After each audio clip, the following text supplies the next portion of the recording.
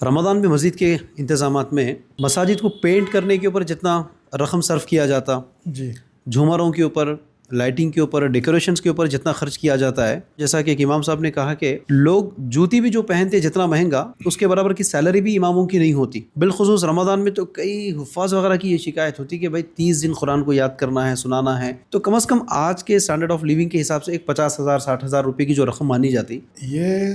مسلمانوں پر فرض ہے کہ جو قاری حضرات ہیں، حفاظ ہیں، امام ہیں، مفتیان ہیں، جو اپنا پورا ٹائم خدمت خلق میں لگا رہے ہیں کسی جی مسجد سے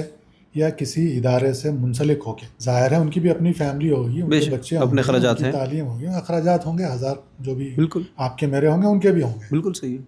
تو اس اینٹیٹی کی یہ ذمہ داری بن جاتی ہے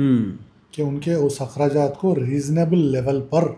بالخصوص اپنے بیٹے فلفل کے لیے جو کرے۔ سیلری ایکسپیکٹ کرتے آپ، جی کم از کم وہ لیول مسجد بیٹے کے کمیٹی کے صدر سے اگر کہا جائے کہ بھائی آپ کے بیٹے کے لیے اگر آج انٹرویو ہے تو آپ اپنے بیٹے کے لیے کتنا سیلری ایکسپیکٹ کرتے؟ اپنے بیٹے کے لیے سیلری ہے، اپنے داماد کی کمائی، ہاں بالکل صحیح،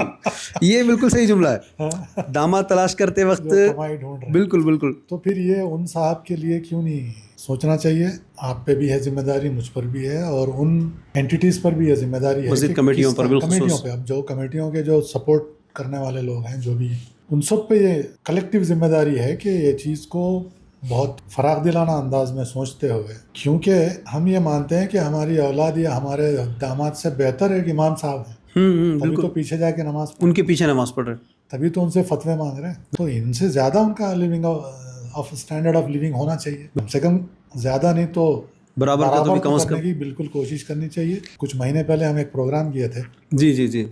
فنکشن ہال میں، جس جی، میں شاہی امام شاہی صاحب امام نے، پنجاب کو لیے تھے ہم نے، انہوں نے اس بات کا بڑا کریٹیکل انداز میں ذکر کیا تھا کہ جو آپ جوتے پہن کے آئے ہو جس کی قیمت 10-12 ہزار تو ہوگی ہی، آپ اپنے امام کو، اپنے مؤذن کو، اپنے آپ کے لیے کام کرنے والے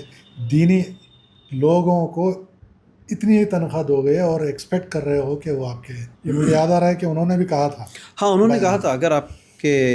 کیوں نہیں اماموں ہو، کی تنخواہ آپ کے بالکل جوتوں سے کم ہے تو پھر آپ کو جوتوں کی ضرورت ہے، جوتوں امام کی نہیں، ایگزیکٹلی، بالکل صحیح بات ہے، بالکل تو صحیح ہے، جوتے پڑھ بھی رہے نا، بالکل یقین ہے،